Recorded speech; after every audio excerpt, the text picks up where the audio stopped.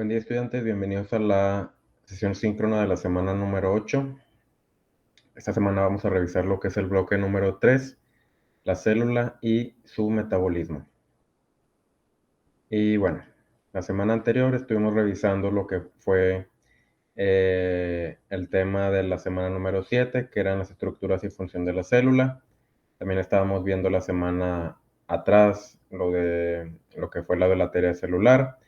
En esta semana pues vamos a acabar el bloque número 3 con los temas de aspectos relacionados con el metabolismo y las formas de nutrición.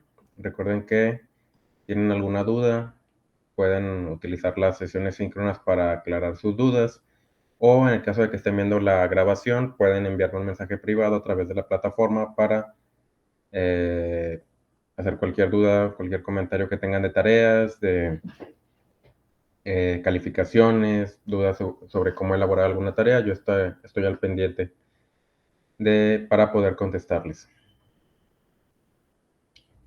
Y bueno, vamos a continuar con el tema de la semana. El objetivo pues es distinguir los procesos metabólicos celulares para la producción y transferencia de la energía e identifica los tipos de nutrición existentes en los organismos. Tenemos los aspectos relacionados con el metabolismo. Es el conjunto de reacciones químicas presentes en las células y de donde éstas obtienen la energía necesaria para realizar todas sus funciones, que a esto se le llama el metabolismo. Y bueno, tenemos el anabolismo y el catabolismo. Estos son dos partes de lo que es el metabolismo. El anabolismo se sintetizan moléculas complejas a partir de moléculas sencillas, como la polimerización de monosacáridos para formar polisacáridos como el almidón y el glucógeno, por ejemplo. Y en el catabolismo es un proceso antagónico. Se presentan las reacciones del catabolismo, donde las moléculas complejas son degradadas hasta moléculas más sencillas.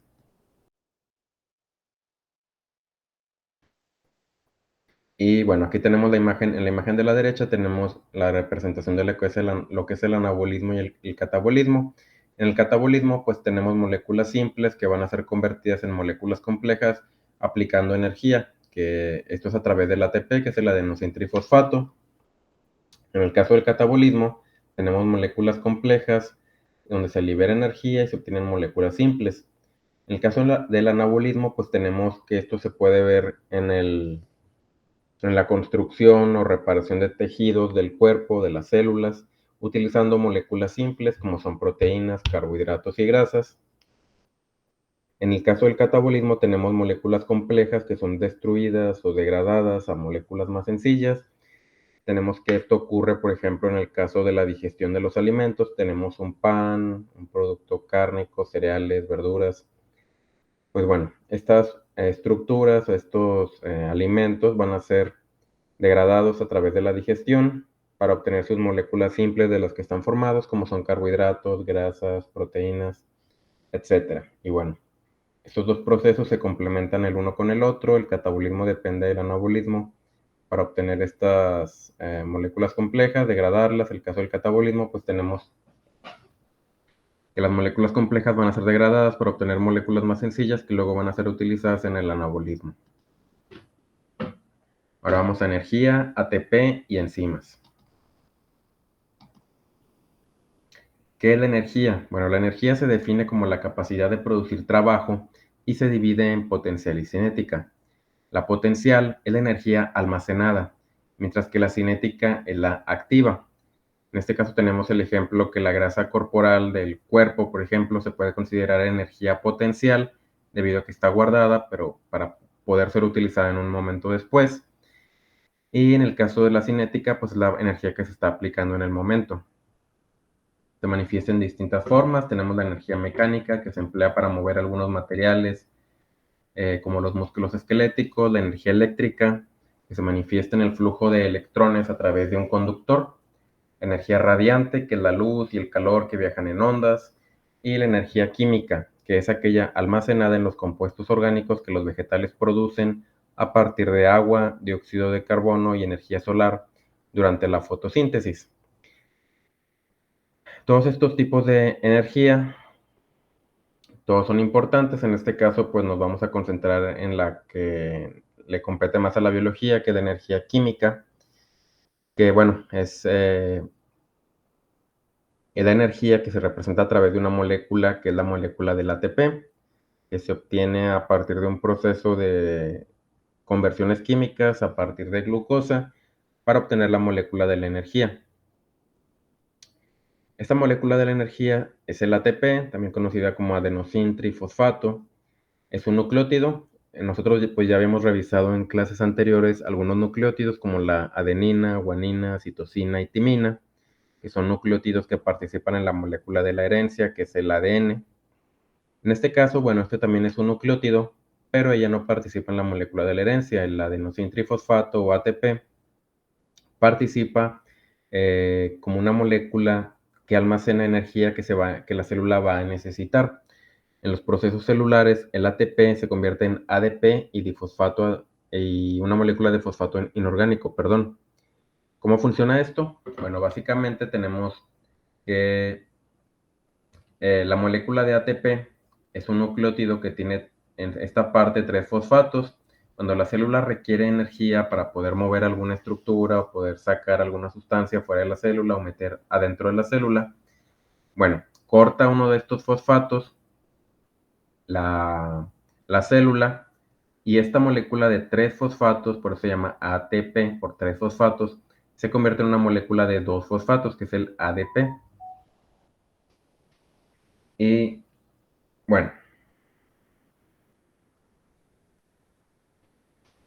bueno, una vez que la célula utiliza la energía que se obtiene a partir del rompimiento del ATP en ADP, la molécula de ADP eventualmente puede volver a ser regenerada y volver a convertirse en una molécula de ATP. Esto mediante una unión de vuelta de un fosfato para tener tres fosfatos nuevamente, tener un ATP y que, bueno, se vuelve a repetir el ciclo. El ciclo del ATP comienza mediante la degradación de la glucosa que obtenemos de los alimentos, dióxido de carbono y agua durante la respiración celular. Se libera mucha energía que se usa para generar ATP, que a su vez se utiliza para proveer de energía a muchas reacciones químicas. El ATP es la molécula intermediaria que transfiere energía de los procesos celulares cuando se rompe el enlace entre el fosfato terminal y el intermedio y se convierte en ADP, más un fosfato inorgánico que está suelto. Esta imagen es básicamente lo mismo que revisamos aquí. Tenemos una molécula de ATP, ocurre una reacción de rompimiento, se rompe el ATP, quedan como ADP porque tiene dos fosfatos. Eventualmente se vuelve a regenerar el ADP, se vuelve a convertir en ATP y se repite el ciclo. Cada que la célula requiere energía, va a romper una molécula de ATP y ese rompimiento de quitar un fosfato es donde se libera la energía que la célula va a utilizar para poder hacer algún tipo de trabajo que requiera. Esto que me refiero es el trabajo biológico. Se agrupa en tres tipos: el químico, el trabajo de concentración y el trabajo mecánico. El trabajo químico lo efectúa la célula a través de sus procesos de anabolismo y catabolismo. El trabajo de concentración u osmótico consiste en el transporte de sustancias dentro y fuera de la célula. Y el trabajo mecánico lo realiza la célula al efectuar sus movimientos, como el traslado de sus cromosomas durante la división celular o el desplazamiento por cilios y flagelos, que son estas como colitas que tienen algunos microorganismos o algunas células para poder desplazarse. Estos tipos de trabajos que tenemos aquí que ocurren dentro de la célula, el trabajo químico, el trabajo de concentración y el trabajo mecánico, requieren energía que es dada a través de la molécula de ATP, a través de su rompimiento y conversión en ADP. Se libera energía y ocurre alguno de estos tipos de trabajos que la célula requiere. Ahora vamos a ver lo que son las enzimas. Las enzimas pues son proteínas cuya función es catalizar, que es acelerar reacciones químicas, disminuyendo la energía de activación del cambio específico. Las enzimas actúan cuando a sus sitios activos se les une la sustancia sobre la cual actúan. Y bueno, las enzimas son básicamente son proteínas que aceleran reacciones químicas, es decir, convierten una sustancia en otra sustancia que el cuerpo, la célula requiere. Y bueno, normalmente esto esta conversión de una sustancia en otra en el cuerpo podría ocurrir de manera natural. Sin embargo, esto podría tomar 1 o 2 días para que esto ocurra, la conversión de una sustancia en otra, pero si hay una enzima, el sustrato se une a la enzima, se forma el complejo enzima-sustrato y se obtienen los productos. Bueno, si hay una enzima, esta reacción química puede tardar, por ejemplo, medio segundo en lugar de días. Y bueno, esa es la importancia de la presencia de enzimas dentro de la célula. Ahora, algunas características de las enzimas, pues tenemos que algunas de ellas, algunas características de ellas son que facilitan las reacciones químicas, no se alteran antes, durante ni al final del proceso, reducen la energía necesaria para que la reacción empiece, actúan sobre un sustrato para transformarlo y son altamente específicas del sustrato. Es decir, que hay, para cada sustancia que se requiere convertir en otra, hay un tipo de enzima. El sitio de acción de la enzima se le denomina sitio activo, que es esta región donde se va a unir el sustrato o la sustancia. Y el proceso catalítico dependerá de la cantidad de enzima, del sustrato, de la temperatura, de la orientación espacial de la enzima, del pH, etc. En base a eso también tenemos lo que son los cofactores enzimáticos. Como les había comentado, pues las enzimas están formadas principalmente de lo que es proteína. Estas proteínas que se obtienen a partir de la conversión de ADN, el ADN se convierte en ARN y el ARN va hacia los ribosomas y dentro de los ribosomas ese ARN se va a convertir en lo que serían aminoácidos y la unión de muchos aminoácidos es lo que da a la formación de las proteínas. Y bueno, las enzimas están formadas por proteínas, pero algunas tienen otra parte de otra sustancia. A la parte proteínica se le llama apoenzima y a la parte no proteica se le conoce como un cofactor. Y pueden ser de dos tipos. Tenemos lo que son iones metálicos, tenemos lo que es el magnesio, el manganeso, zinc, hierro, cobre, potasio, sodio, etc. Pero también tenemos, por ejemplo, vitaminas, que son las coenzimas. Ahora, si requieren las enzimas uno o más cofactores y no están unidos a ellos, a esta enzima se le considera como apoenzima. En cambio, aquella enzima que se encuentra unida a o sus cofactores se le considera como una enzima activa y también se le conoce como holoenzima. Y bueno, el grupo prostético puede ser un ion metálico, molécula que no es un aminoácido, forma parte de la enzima y resulta importante para su funcionamiento. Y las metalenzimas, que son las enzimas que requieren un cofactor metálico. Entonces, ¿cuáles son los componentes de una holoenzima? Tenemos que una enzima que requiere factores para funcionar y por lo tanto está inactiva se le conoce como apoenzima. Ahora, que si se le une alguna sustancia, como por ejemplo un ion metálico, como magnesio, cobre, zinc, etc., se une esta parte que no está hecha de proteínas, se une a la enzima, cambia la forma de la enzima y ahora sí el sustrato se puede unir, ahora sí queda como si fuera una pieza de rompecabezas, ahora sí se puede unir el sustrato a la enzima de manera correcta y convertirse en la otra sustancia que el cuerpo requiere. Tenemos lo que es la inhibición enzimática. La función de las enzimas pues, puede ser afectada por la concentración de sustrato o de enzima. Las enzimas son sensibles al cambio de acidez. Normalmente trabajan en el pH del organismo, que es en los humanos es de 7.4. Y en la temperatura, a bajas temperaturas no pueden funcionar. En el humano normalmente trabajan a 37 grados. De igual manera, las enzimas tampoco funcionan muy bien a temperaturas altas. Entonces, si hay mucho sustrato y poca enzima, puede que la conversión de una sustancia a otra tarde mucho. Caso contrario, si tenemos mucha enzima y poco sustrato, puede que las reacciones químicas ocurran con más rapidez. También, bueno, tenemos que las proteínas pueden perder su forma, es decir, que se pueden desnaturalizar si se le aplica menor acidez o mayor acidez, o si se baja mucho la temperatura, o si se eleva mucho la temperatura. Las proteínas pues pierden su forma, se desnaturalizan, pero bueno, este proceso es reversible y normalmente si se reanudan las condiciones normales del cuerpo, las enzimas pues recuperan su forma y vuelven a estar activas y listas para recibir el sustrato y que puedan ejercer su función. Ahora vamos a la fotosíntesis y la quimiosíntesis. La fotosíntesis es una serie de reacciones que se presentan en las células vegetales, a través de la cual se producen carbohidratos a partir de agua y dióxido de carbono en presencia de la energía luminosa del sol. Y aquí tenemos lo que es la ecuación de la fotosíntesis. Tenemos que el dióxido de carbono o dióxido de carbono, las dos formas son correctas, más agua. Este dióxido de carbono que se obtiene del ambiente, del aire, el agua que se obtiene a través de la tierra y también a través del aire, más la energía luminosa del sol que es absorbida a través de la clorofila que está dentro de las plantas, de los cloroplastos. Lo que obtenemos de productos son glucosa y oxígeno. La glucosa pues es lo que le interesa a la planta debido a que va a utilizar esa glucosa, ese azúcar para poder crecer, para poder vivir y desarrollarse. Y como desecho se obtiene oxígeno. Las plantas desechan oxígeno, lo liberan al ambiente y ese oxígeno lo utilizan los animales o también los seres humanos para poder vivir. Y bueno, esta fotosíntesis, esta conversión ocurre dentro de lo que son los cloroplastos. Los cloroplastos, que son organelos dentro de las plantas que tienen clorofila.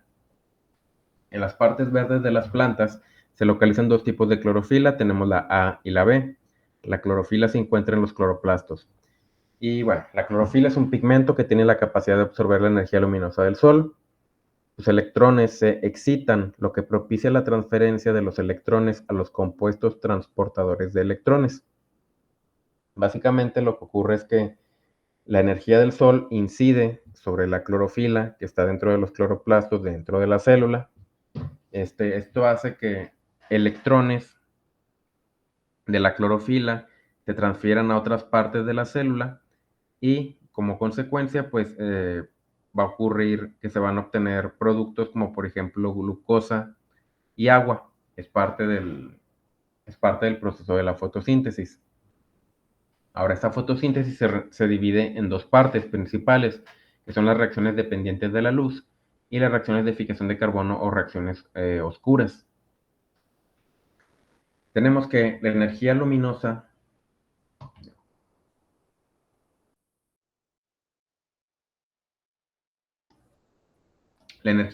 es absorbida.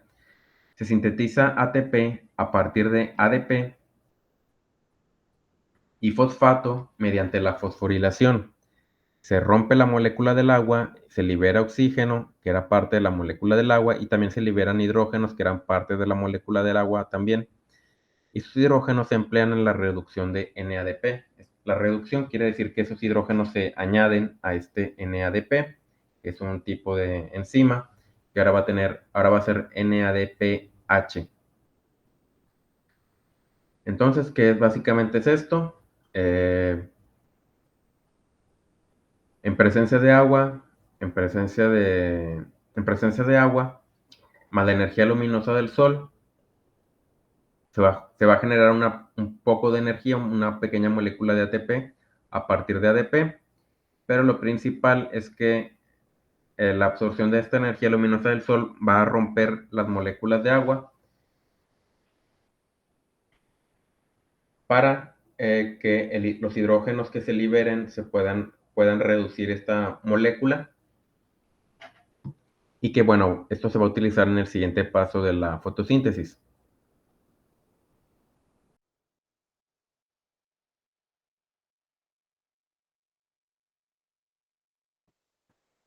Y bueno, el siguiente paso de la fotosíntesis las reacciones de fijación del carbono o el ciclo de Calvin. Este, bueno, ya utilizamos lo que es el agua y ya utilizamos lo que es la energía luminosa del sol para obtener NADPHs que se van a utilizar en este ciclo de Calvin o reacciones de fijación de carbono. Ahora, aquí va a participar el dióxido de carbono que las plantas absorben a través del aire. El CO2 en el estroma, es decir, en la parte dentro de la mitocondria, del cloroplasto, perdón, se une a la molécula de 5 carbonos de azúcar ribulosa bifosfato.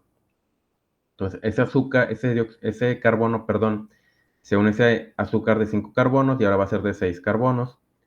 Esa molécula luego se va a convertir en 3-fosfoglicerato, que se va a convertir luego en 1,3-bifosfoglicerato, luego en gliceraldehído 3-fosfato o RVP. Finalmente tenemos la obtención de este RVP, gliceraldehído 3-fosfato, G3P, y que luego esta se va a convertir en ribosa bifosfato. Finalmente, esta molécula se va a utilizar para repetir el ciclo. A esta se le van a unir otra vez los carbonos que a partir del dióxido de carbono que la planta absorbe a través del aire. Se repite el ciclo y básicamente lo que tenemos de resultado es que por cada 6 átomos de carbono que ingresan al ciclo, que aquí tenemos arriba, esto ocurre en 6 vueltas, se forman 12 moléculas de G3P, que aquí las tenemos. 2 se utilizan para formar un azúcar de 6 carbonos que va a servir para el alimento de la planta, que aquí lo tenemos abajo. Entonces tenemos 12 moléculas que se forman de G3P, gliceraldehído 3-fosfato. 2 de esas 12 se utilizan para convertirse en azúcar y las moléculas restantes, las 10 restantes, se utilizan para regenerar 6 moléculas de RVP y poder repetir el ciclo. Ese ciclo se va a estar repitiendo, se va a estar produciendo azúcar, que es lo que a la planta le interesa para poder producir su propio alimento, que es la glucosa. ¿Cuál es la importancia de la fotosíntesis? Pues que las plantas producen compuestos orgánicos que las nutren y a los seres que no producen su alimento como ellas y que eventualmente las consumen. Se libera oxígeno al romper el agua que requiere la mayoría de los seres vivos al respirar, como los humanos, y bueno, sin la fotosíntesis no sería posible la vida tal como la conocemos. Aquí lo que ocurre pues es que la planta produce su propio alimento a través de dióxido de carbono, agua y la energía luminosa del sol. La planta produce azúcar a partir de estos procesos de reacciones dependientes de la luz, luego de reacciones de fijación de carbono.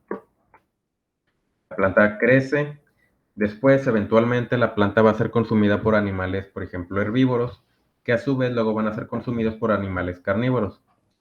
Finalmente, para ambos casos, estos animales o plantas finalmente van a ser descompuestos por otro tipo de organismos. Y bueno, esto básicamente es lo que es el ciclo de la vida, que la materia y la energía que se va transfiriendo vuelve a la Tierra y se vuelve a reciclar. Ahora, tenemos algunos organismos que no requieren la energía solar como fuente de energía. Tenemos que la obtienen por oxidación de compuestos inorgánicos como el sulfuro de hidrógeno, amoníaco, hidrógeno y hierro. Básicamente no utilizan la energía luminosa del sol, algunos organismos como algunas bacterias, pero sí utilizan dióxido de carbono más sulfuro de hidrógeno para producir azúcar, que son carbohidratos de cierto tipo, más sustancias como por ejemplo azufre de desecho.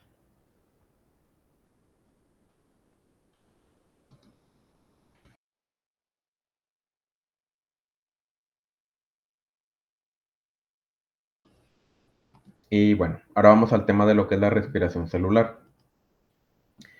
La respiración celular eh, es el proceso por el cual la energía que cada célula del ser vivo requiere para realizar sus funciones la obtiene a través del proceso respiratorio. Básicamente consiste en la oxidación gradual de los compuestos orgánicos, fundamentalmente carbohidratos, con la obtención de la energía que la célula requiere y la producción de dióxido de carbono. En la oxidación, la energía química de la glucosa se libera y almacena en ATP que la célula utiliza.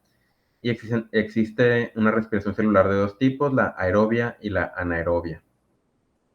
Básicamente, este proceso de respiración celular es el cual las plantas o los animales obtienen energía a partir de la glucosa que obtuvieron de ciertos tipos. En el caso de las plantas, el azúcar que van a utilizar para convertirla en energía, las plantas pues obtienen la glucosa a través de la fotosíntesis. Ellas mismas producen su propio alimento, su propia glucosa. En el caso de los animales, como por ejemplo nosotros los seres humanos, la glucosa que ocupamos en la respiración celular para poder obtener energía, la obtenemos a través de los alimentos que consumimos, como por ejemplo pan, arroz, cereales, etcétera. Pero bueno, no importa de dónde venga esta glucosa, finalmente va a pasar por los pasos de la respiración celular aerobia. Este tipo de respiración celular se compone de 5 procesos que son la glucólisis, la conversión del ácido pirúvico en acetilcoenzima A, el ciclo de Krebs, la cadena transportadora de electrones y el proceso quimioosmótico. Y bueno, tenemos lo que es la reacción de la respiración celular. Tenemos que los animales o las plantas van a utilizar la glucosa que obtuvieron de diferentes medios dependiendo del tipo de especie. Y en la presencia de oxígeno se va a convertir esta glucosa en lo que va a ser dióxido de carbono, agua y en lo que le interesa principalmente a las células, que es energía. Entonces, a partir de glucosa y oxígeno, las células van a obtener energía en forma de ATP de esta molécula de adenosintrifosfato. De desecho se libera agua y dióxido de carbono. Y bueno, el primer paso de esta respiración celular aerobia es la glucólisis. En la primera fase se degrada la molécula de glucosa mediante el uso de 2 moléculas de adenosintrifosfato para obtener 2 moléculas de ácido pirúvico y 4 átomos de hidrógeno. En la segunda fase, los átomos de hidrógeno resultantes reducen a la coenzima NAT y se forman 2 moléculas NADH y 2H. Básicamente, a partir de la glucosa, aplicando un poco de energía, vamos a obtener esta molécula que se llama ácido pirúvico más hidrógeno. Esa molécula de ácido pirúvico se va a convertir eventualmente en esta de acá, que es el acetilcoenzima A o el grupo acetilocoenzima A. Las moléculas de ácido pirúvico producidas pasan a la mitocondria. Aquí liberan su hidrógeno del carboxilo. Reducen el NAT para convertirlo en NADH más H y eliminan un átomo de carbono en forma de CO2. Entonces tenemos que, a partir de esta glucosa, de este azúcar, esta se convierte en ácido pirúvico aplicando la energía. Este ácido pirúvico libera un dióxido de carbono de aquí, de este cuadrito en amarillo, y el otro hidrógeno que falta se une a esta enzima NAT para convertirla en NADH. ¿Qué es lo que vamos a obtener? Un acetilcoenzima A, esta molécula que se le pega a esta vitamina, y bueno, tanto este NADH y este grupo acetilo coenzima se utilizan en el siguiente paso, que es el ciclo del ácido cítrico o el ciclo de Krebs. Aquí, el acetilcoenzima A entra al ciclo de Krebs, cede su grupo acetilo de 2 carbonos al ácido oxalacético de 4 carbonos. Este es el grupo acetilo. Como esta acetilcoenzima pues tiene aquí estos 2 carbonos, al entrar al ciclo de Krebs, que es esta serie de pasos de reacciones químicas de convertir una sustancia en otra, en otra, en otra. Bueno, este acetilcoenzima A le va a pasar estos 2 carbonos al ácido oxalacético que nada más tiene 4 carbonos y ahora va a tener un ácido oxalacético de 6 carbonos. Aquí se obtiene lo que es básicamente un ácido cítrico. Ese ácido cítrico se va a convertir en ácido acetoglutárico, después en ácido succínico, ácido fumárico, ácido málico, ácido oxalacético y se repite el ciclo. Y bueno, la energía que se libera sirve para formar un ATP y para reducir, es decir, ganar electrones en 4 transportadores de electrones, que son 3 NADs que se convierten a NADHs y un FAD que se convierte a FADH2.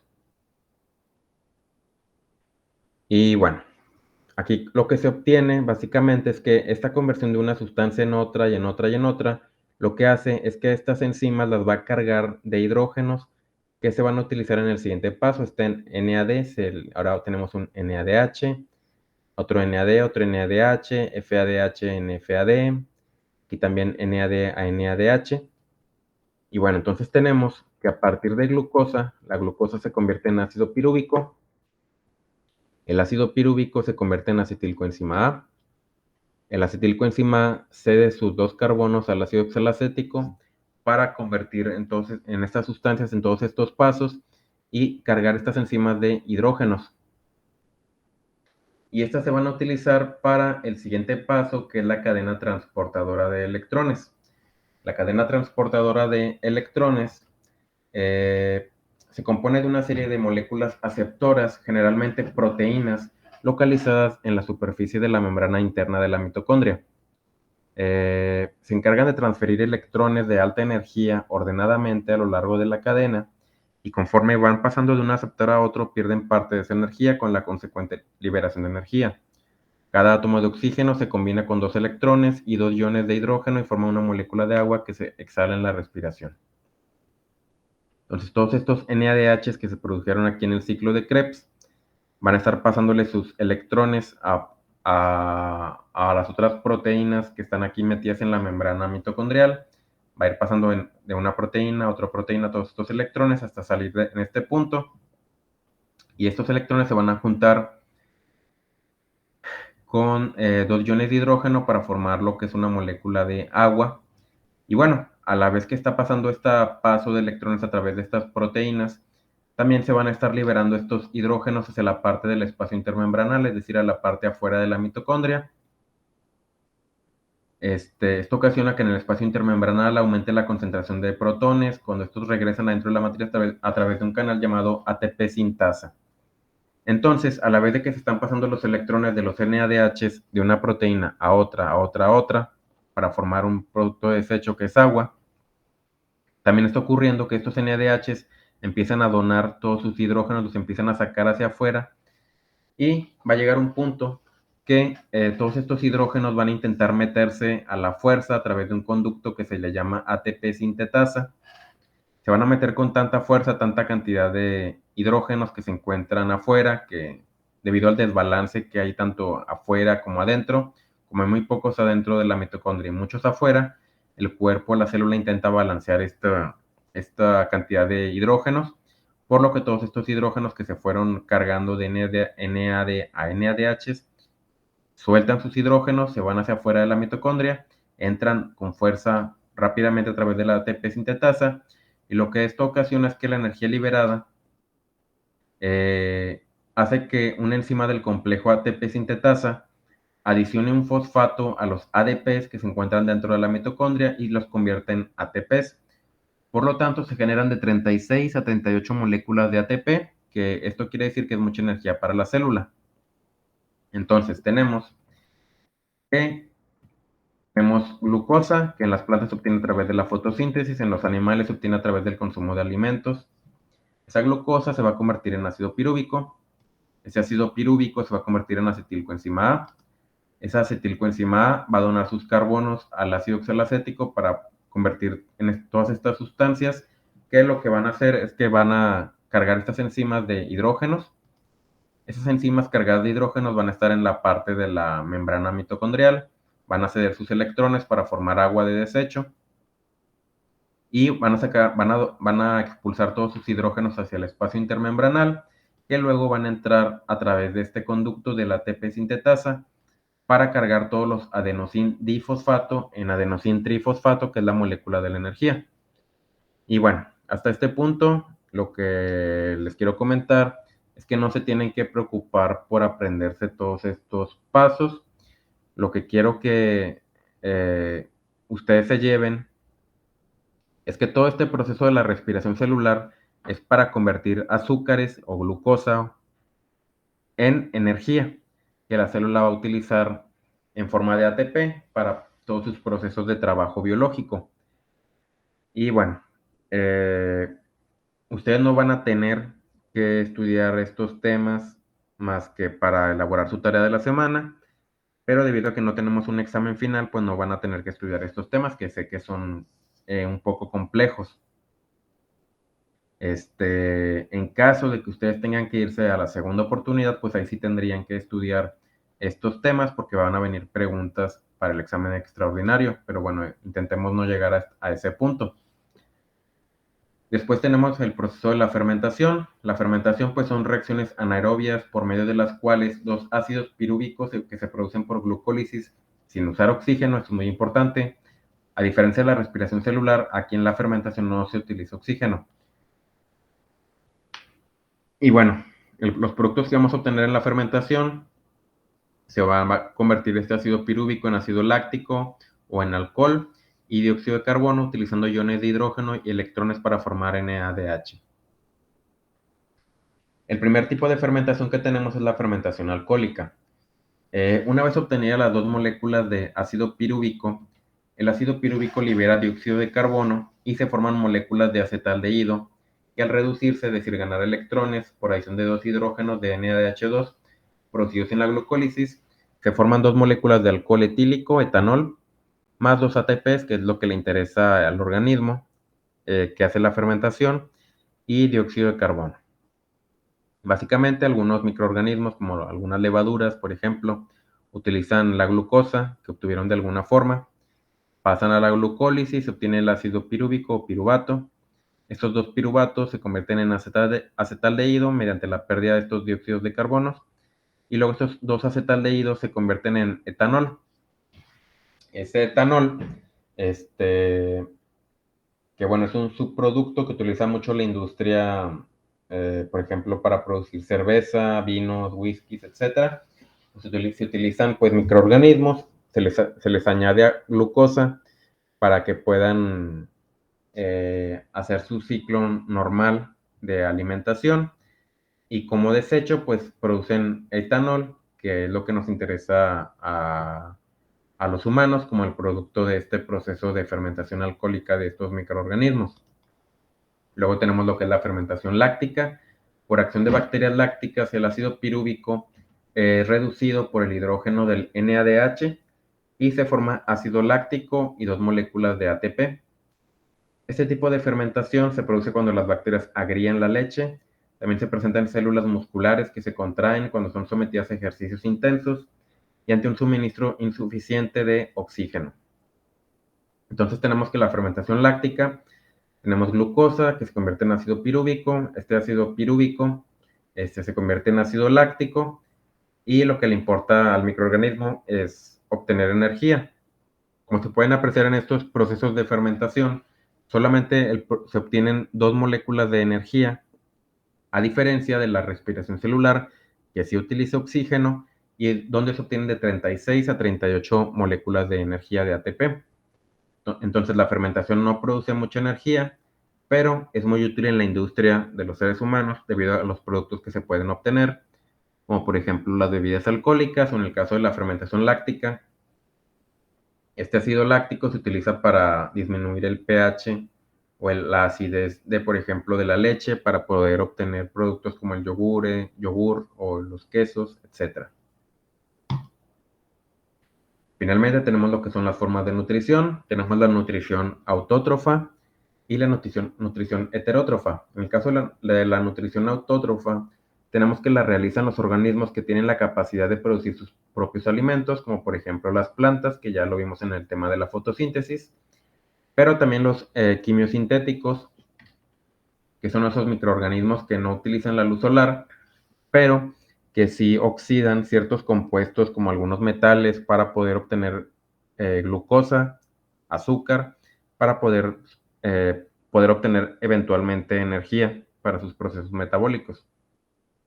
También tenemos los fotosintéticos o fotoautótrofos, es decir, que dependen de la energía de la luz. Los fotoautótrofos, que bueno, es otro nombre que se les puede llamar también a las plantas, que son organismos fotoautótrofos que dependen de la luz solar o fotosintéticos. Y luego tenemos la nutrición heterótrofa. Las fuentes de energía y materia de ellos pues son carbohidratos, lípidos y proteínas, y hay de tres tipos. Tenemos la nutrición heterótrofa, tenemos la holozoica, la saprófita y la parásita. En el caso de la nutrición heterótrofa, tenemos que el animal ingiere cualquier alimento, ya sea animal, vegetal o inorgánico, y bueno, tienen un aparato digestivo, esos tipos de animales holozoicos, con nutrición heterótrofa holozoica, que les permite, mediante su catabolismo, destruir estos alimentos que ingieren y obtener moléculas sencillas que luego van a utilizar para reparar tejidos o para crecer, etc.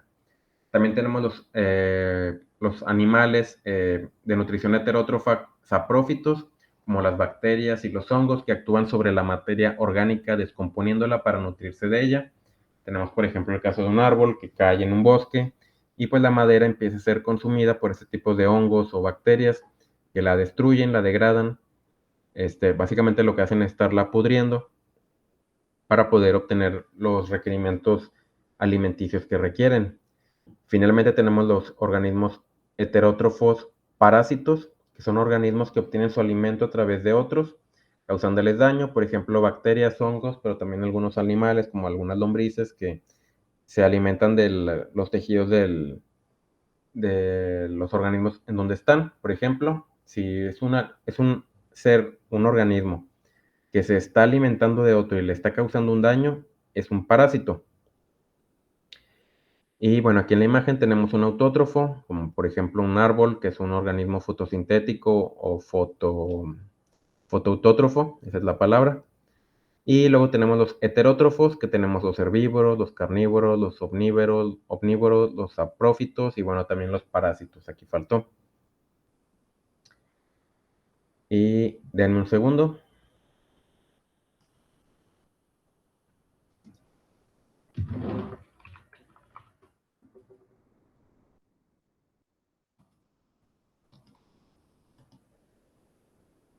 A continuación les voy a mostrar algunas preguntas que les pueden servir para entender mejor el tema, el tema de la semana. Y bueno, estas preguntas podrían llegar a venir en un momento.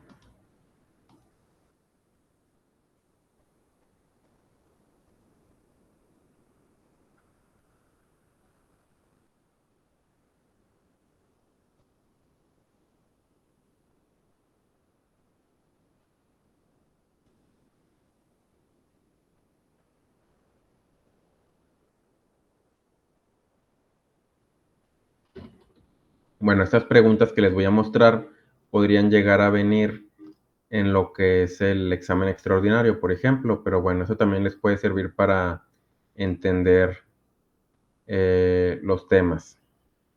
Deme un segundo, me está dejando.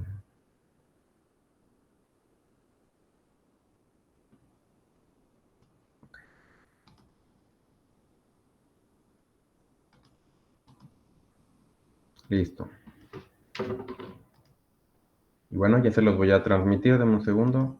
Aquí está.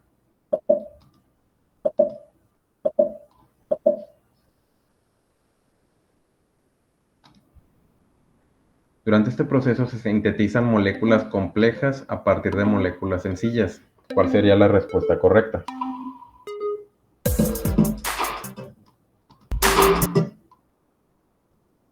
Catabolismo, anabolismo, quimiosíntesis o ciclo de Krebs.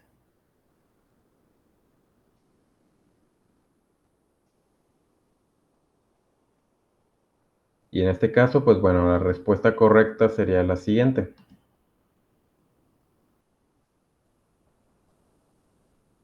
La respuesta correcta pues sería anabolismo.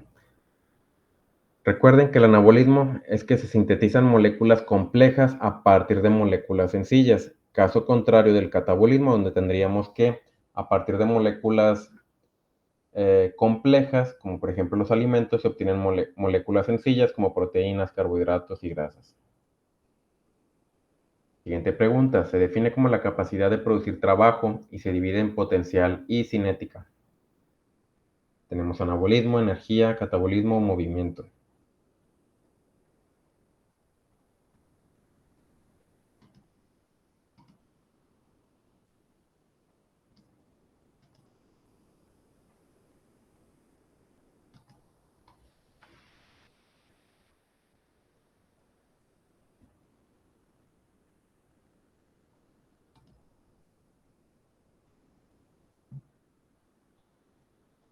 Y bueno, la respuesta correcta es energía.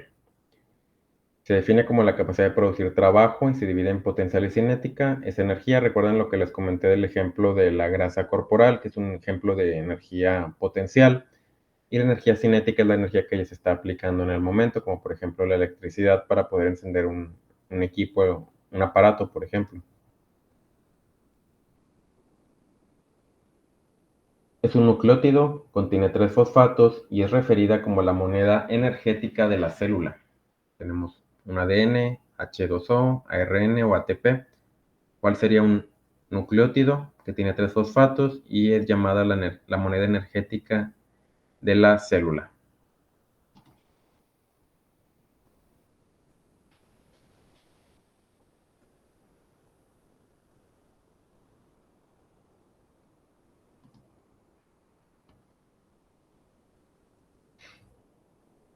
En este caso, la respuesta correcta sería el ATP, que bueno, es la molécula de la que estamos hablando, que es la moneda energética de la célula. Recuerden que el ADN y el ARN pues, son moléculas que están relacionadas con la herencia, contienen nucleótidos como adenina, guanina, citosina, timina o uracilo, pero no son monedas energéticas. La moneda energética pues es el ATP.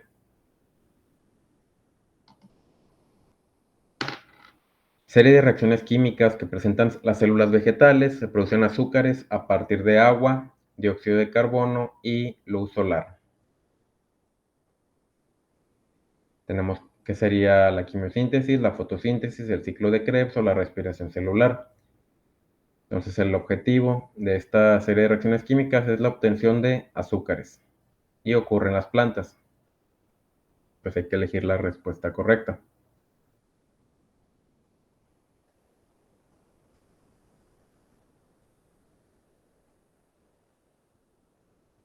En este caso, pues la respuesta correcta sería la fotosíntesis, debido a que es el proceso por el cual las células vegetales producen azúcares, producen de desecho agua y dióxido de carbono que los animales, los seres humanos utilizan para, perdón, el desecho es oxígeno, es equivocado, el desecho es agua, oxígeno, y los desechos son agua, oxígeno, y bueno, para poder producir que ocurra la fotosíntesis, necesitamos de dióxido de carbono, luz solar y también agua. Para no haberlos confundido. Igual pues revisen nuevamente la presentación. Y finalmente, oxidación gradual de los compuestos orgánicos como carbohidratos con la obtención de la energía que la célula requiere. Tenemos de respuestas fotosíntesis, quimiosíntesis, fermentación o respiración celular. Esta palabra de oxidación pues es clave, está explicando qué se requiere o qué elemento químico se requiere. Y se ocupan azúcares para obtener energía. ¿Cuál es el proceso? Y la respuesta correcta pues es respiración celular. Recuerden la fotosíntesis, las plantas la utilizan para producir glucosa, que luego la glucosa la van a utilizar para la respiración celular. En el caso de los animales, pues consumen alimentos que les dan glucosa y esa glucosa también la van a utilizar en la respiración celular para obtener moléculas de ATP que les van a servir de energía. Y pues sería básicamente todo. Vamos a finalizar lo que son las actividades de la semana. Para esta semana tenemos lo que es la actividad de la semana número 8, que es la elaboración de una presentación de PowerPoint en donde expliques el subtema de aspectos relacionados al metabolismo. Este debe incluir los temas de metabolismo, catabolismo, anabolismo, energía, ATP, enzimas, fotosíntesis, quimiosíntesis, respiración celular y la fermentación. Finalmente, dentro de la misma presentación, explica los tipos de nutrición autótrofa, ya sea los quimiosintéticos, fotosintéticos y fotoautótrofos, los heterótrofos o los zoicos, saprófitos y parásitos. Hay que explicar los temas con detalle, no es un glosario de conceptos. Básicamente lo que se les está pidiendo para esta actividad es una presentación de PowerPoint como la que les acabo de compartir en esta sesión síncrona. En esta o en las sesiones síncronas anteriores es una presentación de PowerPoint. Tiene que ser en PowerPoint o en una aplicación o programa similar. ya sea que utilicen alguna aplicación online o puede ser el Office Online también o alguna aplicación clon de PowerPoint que les permita hacer una presentación de este tipo y bueno, que incluya estos temas. Lo que tiene que incluir el trabajo es una portada, una introducción en un párrafo donde describan de qué trata el tema, media cuartilla, lo que se les está pidiendo, que es la presentación de PowerPoint, donde vengan todos estos temas, que los expliquen. Pueden incluir cuadros sinópticos, mapas conceptuales, tablas, pueden incluir imágenes para hacer su presentación más entendible. Y bueno, finalmente, sus conclusiones, con sus palabras, mencionen lo que consideren fue lo más importante del tema y la bibliografía en formato APA, que aquí la tienen en la bibliografía básica. En el caso de que utilicen el libro, pueden utilizar esta misma bibliografía. En el caso de que no, pues tendrían que tendrían que poner en formato APA la bibliografía de la fuente que estén utilizando para elaborar su presentación de PowerPoint. Y bueno, tienen hasta el día 20 de marzo del 2022 para poder entregar este, este trabajo. Y pues ya sería todo. Si alguien tiene alguna duda, por favor hágamelo saber. Me pueden enviar un mensaje a través de la plataforma. Me había comentado anteriormente Denise sobre qué tipo de letra, el tipo de fuente, como le comenté. El tipo de letra pues puede ser cualquier letra que no sea muy pequeña, puede ser una letra tamaño 20, por ejemplo. Y el tipo de letra pues una fuente que no sea muy garigoleada, que no sea muy cursiva, que sea fácilmente entendible. Y pues bueno, eso sería básicamente todo. Si no hay dudas o comentarios, bueno, me los pueden enviar a través de la plataforma.